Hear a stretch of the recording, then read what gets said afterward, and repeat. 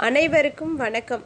நாம் இன்று இந்த பதிவில் ஆரோக்கியமான முறையில் உடல் எடையை குறைக்க நினைப்பவர்களுக்கான ஒரு சத்தான உணவு வகை தான் பார்க்க போகிறோம்.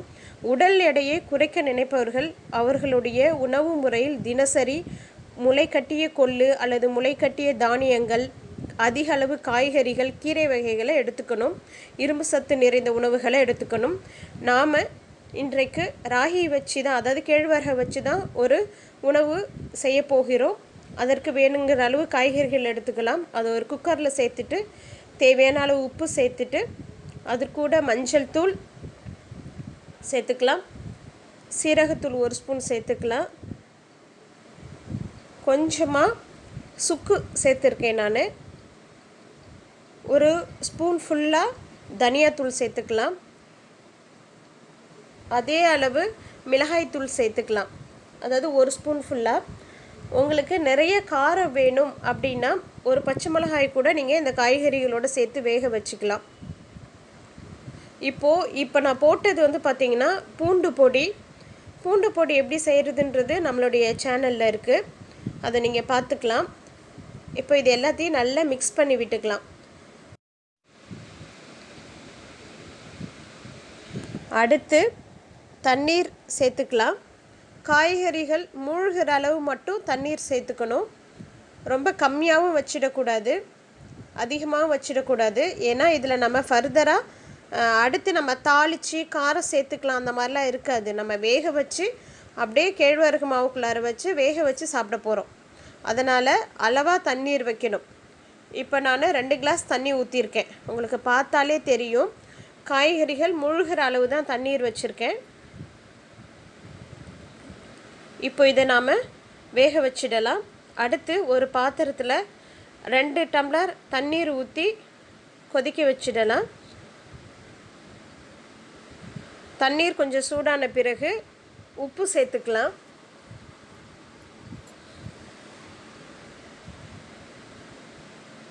தண்ணீர் நல்லா கொதித்து வரணும்.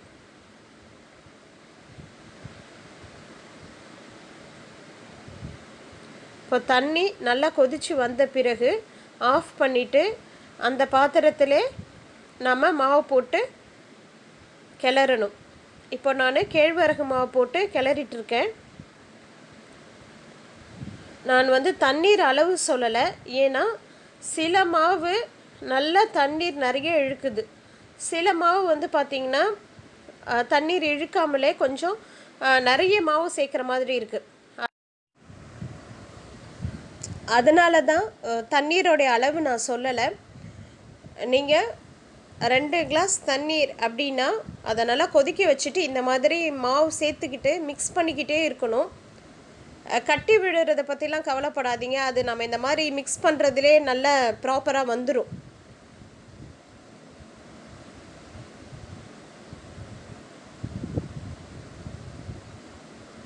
நமக்கு பார்க்குறதுக்கு ட்ரையாக இருக்கிற மாதிரி இருக்கும், பட் நம்ம கைவிடாமல் நம்ம மிக்ஸ் பண்ணிக்கிட்டே இருந்தோம்னா தான் நமக்கு தெரியும்.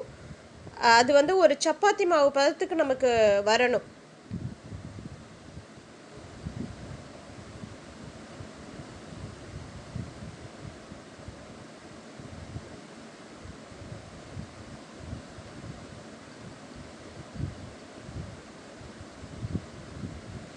இதில் அந்த கொதித்த தண்ணி தான் ரொம்ப முக்கியம்.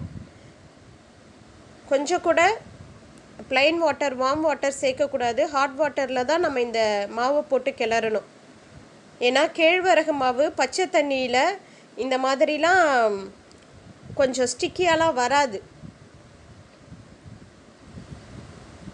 உடச்சிட்டு போகும்.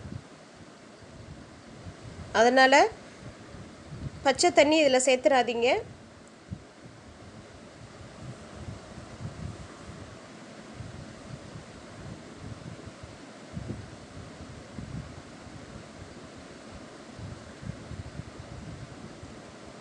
சூடாக தான் இருக்கும், பட் ஒரு துணி வச்சு அந்த பாத்திரத்தை பிடிச்சிக்கிட்டு நாம் கைவிடாமல் மிக்ஸ் பண்ணிக்கிட்டே இருக்கணும்.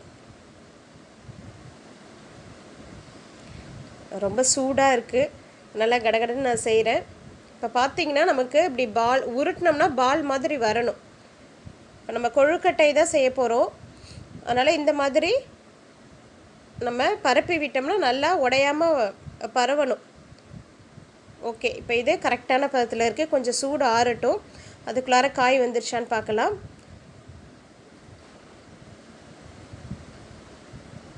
ஓகே, காய் நல்லா வெந்துருச்சு. இதை நம்ம நல்லா மசிச்சு விட்டுக்கலாம்.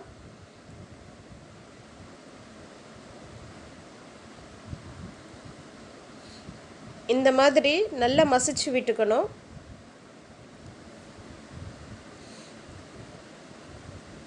மாவு கொஞ்சம் சூடு ஆறிடுச்சு.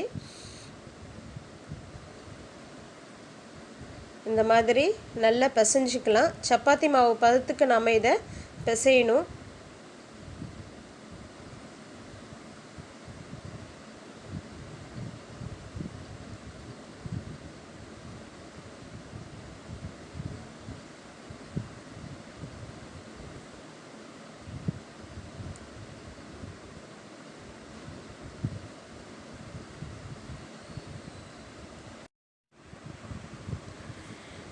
ராகி கொழுக்கட்டை தான். உடல் எடையை குறைக்க நினைக்கிறவங்க வாரத்தில் ஒரு 3 முறையாவது இந்த மாதிரி செஞ்சு சாப்பிடுங்க, நிறைய காய்கறிகளோட. இந்த மாதிரி ஸ்டஃபிங் வச்சு செய்கிறதுக்கு டைம் இல்லைன்னா மாவை கிளறிட்டு இந்த மாவு கூடையே நம்ம வேக வச்ச காய்கறிகளையும் போட்டு நல்லா பிசைஞ்சு நாம் ஒரு ராகி பால் மாதிரி கூட செஞ்சு வேக வச்சு சாப்பிடலாம். அது இன்னமும் ரொம்ப டேஸ்டியாக இருக்கும். இந்த கொழுக்கட்டைன்றது நம்மளுடைய வீடுகளில் நம்ம செய்யக்கூடியது தான். பட் கொஞ்சம் டைம் எடுக்கும். இந்த மாதிரி மாவு பிசைஞ்சு அதை நாம் ஸ்ப்ரெட் பண்ணி அது உள்ளுக்குள்ளார ஸ்டஃபிங் வச்சு செய்கிறதுக்கு கொஞ்சம் டைம் எடுக்கும்.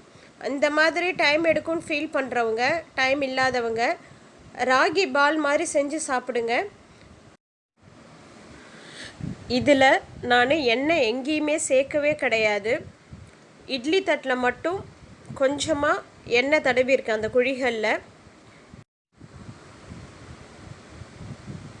இந்த ராகி கொழுக்கட்டை ரொம்ப ரொம்ப சத்தான ஒரு உணவு. இதில் அதிக அளவு கால்சியம் இருக்குது. இரத்த சோகை இருக்கிறவங்க, அனிமிக் ப்ராப்ளம் இருக்கிறவங்க இதை சாப்பிட்லாம். இப்போ தண்ணி நல்லா கொதிச்சிருச்சு.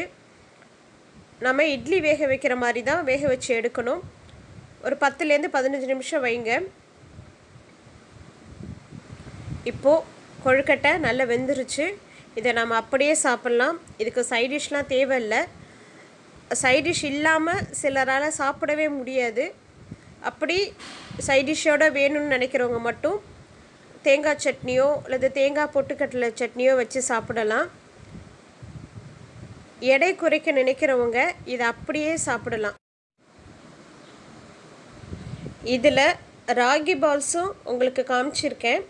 பார்த்திங்கனாவே தெரியும், கேழ்வரகு உருண்டைகள் இருக்குது. இதில் சேம் ப்ராசஸ் தான். கொழுக்கட்டைக்கு என்ன செய்கிறோமோ அதே தான் இதுக்கும் செய்யணும். இந்த மாதிரி கொழுக்கட்டைகளாக வைக்காமல் பால் மாதிரி பிடிச்சி வேக வச்சு சாப்பிட்லாம். எடை குறைக்க நினைக்கிறவங்க அடிக்கடி உங்களுடைய உணவு முறையில் இதை எடுத்துக்கோங்க. நன்றி, வணக்கம்.